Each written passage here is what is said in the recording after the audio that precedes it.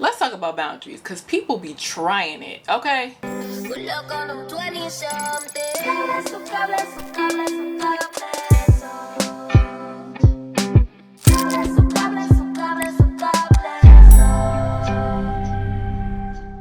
Hey y'all, I'm Stephanie and this is 20-somethings, where we talk about the highs and lows of navigating life in your 20s. In today's episode, we're going to be talking about setting boundaries. And while we talk about that, it's a good self-care Sunday and I am ready to do some rejuvenation to myself and my life, okay?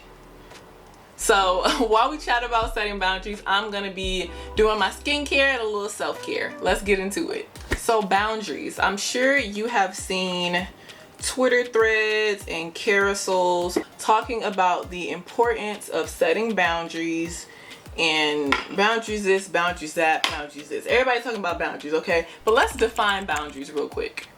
Gotta put my glasses back on because I cannot see. So a boundary is a line that marks the limits of an area. Wikipedia says that a personal boundary is openly communicating and asserting personal values as a way to preserve and protect against having them compromised or violated. So that's what we're talking about. We're talking about how to set limits to the access that people have in your life, how to communicate those limits, and how to maintain that boundary so that it's not violated, even when people aren't receptive of the boundary that you have set.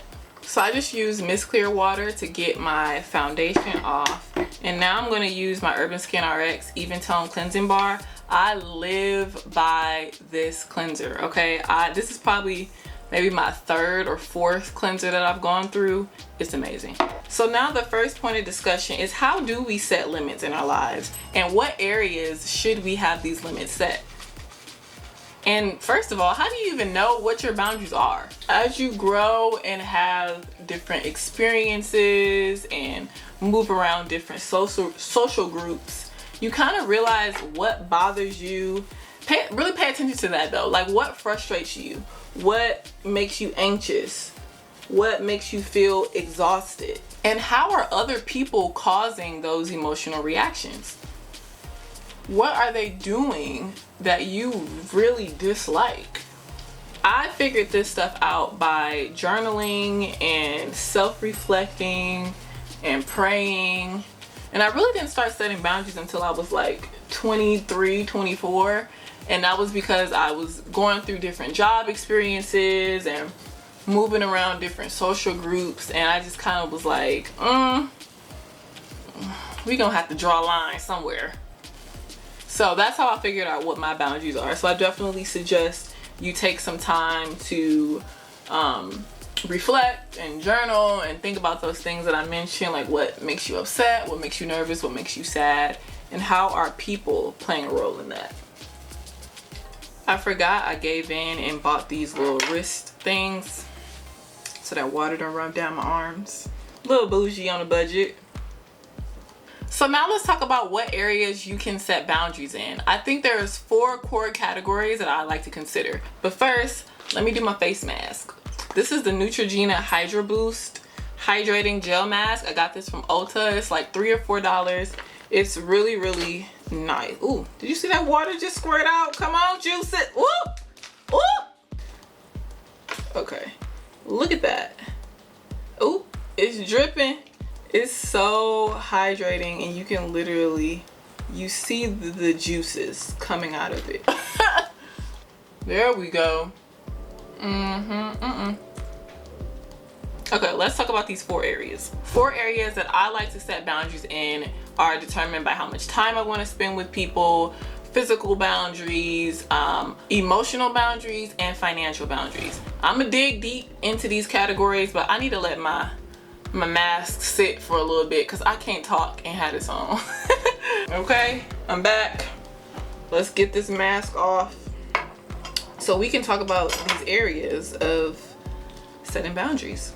Time could be like how much time you are willing to spend with your friends, how much time you're willing to spend talking on the phone, how much time you're willing to spend on your work, or setting that boundary of, I'm not taking any work home with me once I leave the office, or I'm not answering work emails after a certain time.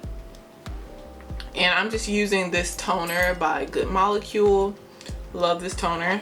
A physical boundary could be a physical touch. Do you like to be hugged? Do you want to hold hands? Do you want someone to kiss you? Do you not want someone to kiss you? Do you want the lady at work to touch your hair? No. So you set that boundary. Like, I will not let anyone come into my personal space who has not been invited. And another boundary that you can set in terms of time is also like responding to people's text messages. If you text me after 9 o'clock, I might not respond to your message,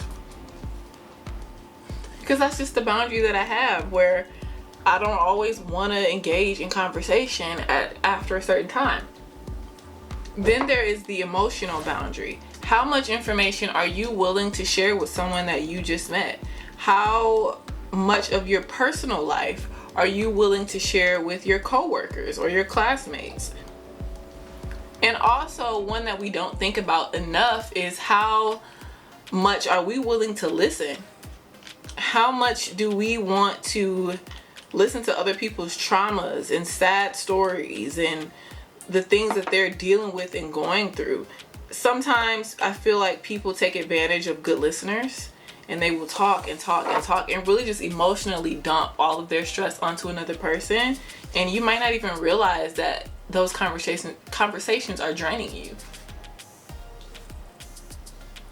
And then financial boundaries. This one might be a little easier for some people, but a financial boundary is like, are you buying gifts for all your friends during the holidays? Are you willing to split the check at a restaurant? Are you willing to go half on the bill? One that I think is really important to think about, especially in your early 20s, when you first start going out, you're going to parties, you're going to bars, you're going to clubs with groups of people, and there's been so many situations where one person will buy everyone's drinks, and they're like, oh yeah, we'll cash app you, we'll send you the money, and now you have however much money you spent on these drinks that you have to figure out how to get all that money back at the end of the night or the next day. You're trying to track down all of these people, some people you don't even know, friends of friends who you just bought their drinks, and now you have to try to find people to have them cash app you. Don't do that. Set a boundary, okay? And I don't remember, I think I've probably done that, not to that extremity,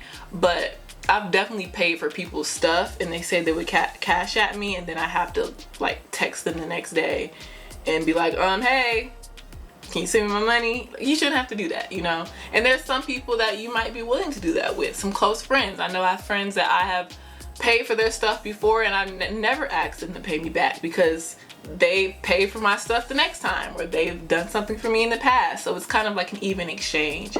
But especially when you're dealing with new people, with strangers, you want to make sure you have a firm boundary on your finances and how much you're willing to spend in that social setting, and also not allowing people to try to make you feel like you are less than, or that you don't fit into the group because you're not willing to spend as much money. Set your financial boundaries, set a budget, and stick to it. It's also important to note that a boundary is not a wall. It's not a wall. Going back to the definition, a boundary is a line. It's not a wall, it's a line, meaning people can step over it, meaning you can step over it, meaning people can see you. It's not a wall. You're not blocking, you're not hiding, you're not covering anything. You're setting a line. You're drawing a line in the sand. So you're not trying to be closed off or blocked off. There's a difference between healthy boundaries and unhealthy boundaries or negative boundaries. And that's a whole nother conversation that you should probably talk to a professional about. But just know that you want to be conscious of not setting up a wall instead of a line. Know your own limits and find a balance. You don't want to cut everything out and miss out on experiences that make you uncomfortable, or experiences that are going to lead to growth and elevation, because sometimes those experiences might feel bad. They might feel like you don't even want to deal with it. They might actually require you to let go of some boundaries or cross boundaries in order to move forward. So really be conscious. Try not to block yourself off, and find a balance. So now that we know the different types of boundaries that you can set, how do you communicate those boundaries? Get used to saying no. It's as simple as that. And saying no doesn't make you a bad person. It doesn't make you mean. You don't have to please everyone. And I think that's something that I really had to learn, and I'm still learning, is that you can't please everyone. And if you try to please everyone, you will completely lose yourself. And that was the whole purpose of setting a boundary. So to communicate your boundary, you can just say no, or you can formally address the boundary ahead of time, especially if you're dealing with friends and family and people who are close to you. You can let them know what to expect in the specific situations where you have set a boundary, or you can just wait until the situation arises and say no. It's as simple as saying, no, this doesn't make me comfortable, or no, I don't want to do it right now, or I don't feel like doing it, or I'm not a fan of this, or I don't feel comfortable. You can say whatever you want to say in that time, but also remember that you don't have to explain yourself at all. No is a complete sentence. So my skincare is pretty much done. I have one more thing that I want to do. I want to add my under eye gel, but I have one more thing that I want to discuss in terms of setting boundaries. What do you do when people cross your boundaries? This will happen at some point in your life, and I guarantee you, your family, your friends, your coworkers, your classmates, your professors, someone is going to cross your boundary. And family and friends may seem like the most difficult people to set boundaries with, but trust me, if they really care for you and love for you and support you, they will understand and they will do their best to accommodate you. And depending on what your boundary is, you do have to give your family and friends some grace, because if it's something that they're not used to, it's going to take them some time to adjust. Now, people who don't value you will be a whole different story. They will have a hard time understanding, and they will not even try to understand. They don't care how you feel, because they're just trying to use you to get whatever you provide or whatever that you bring to the table. And you know what? I've just learned to stop caring what people think. I've crossed my own boundaries trying to impress other people or make them like me more, or make them give me something or do something for me, and it doesn't work. It's just draining. It's really draining at the end of the day. And if you allow people to use you, they will use the crap out of you, and you will be left just completely drained and dead. Crossing your boundaries for other people does not make you more valuable to them. That just makes you someone that's easy for them to use. And trust me, they will use you, and you might feel like you're more valuable because they're coming to you more often, and it seems like they want you around and want you to be a part of their lives. But no, they just like how easily accessible you are. So learn how to advocate for yourself. Set your boundaries and stick to them. And sometimes you might be okay with overstepping your boundaries. Like I mentioned earlier, sometimes you have to overcome something or do something that you're afraid of doing, or something that makes you uncomfortable in order to grow. So you might find yourself stepping over that line of boundary that you created for yourself. And that's okay, as long as you make that choice. Don't let other people force you to step over your own boundaries. The reason why you're overstepping your own boundaries has to be because you want to. Never let anyone push you out of it. It's your choice. Let them be mad. It doesn't matter if they never ask to hang out with you again, or if they never want to work with you again, because quite honestly, you don't want to be around those type of people anyways. So it's really a blessing. And that's why you set those boundaries, to weed out the people who you really don't want to be in your life. And lastly, don't be afraid to let go of people who do not respect your boundaries. Don't be afraid to leave that job. Don't be afraid to drop that class. If the situation no longer serves you, you don't have to be there. Things shouldn't feel forced. Your emotions are valuable, your feelings are valid, and your boundaries shouldn't be crossed. All right, y'all, look at my skin. Let me put my glasses on so I can see my own skin. Oh, yes, yes, yes, honey. It's giving glazed donut realness, okay? My skin's been doing pretty good lately. I'm proud of myself. We're gonna try to see how long this lasts. Oh, I almost forgot to put my lip mask on. This is from Trader Joe's. It's like a gummy bear lip mask. I think it's supposed to be a knockoff of the Laneige.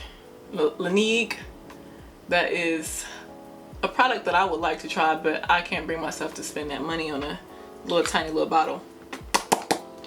But yes, that is it. Thank you guys so much for tuning in to this episode of 20-somethings. Now I want you to join the conversation. Has it been easy or difficult for you to set your own boundaries? Leave a comment down below, or head over to my TikTok where I can make a video response directly to your comment. All my socials are going to be down below, along with the skincare products that I use throughout this routine. I'll talk with you guys on the next episode where we'll be chatting about 5 things I wish I knew before I was 25. I'll see you there. Peace and love.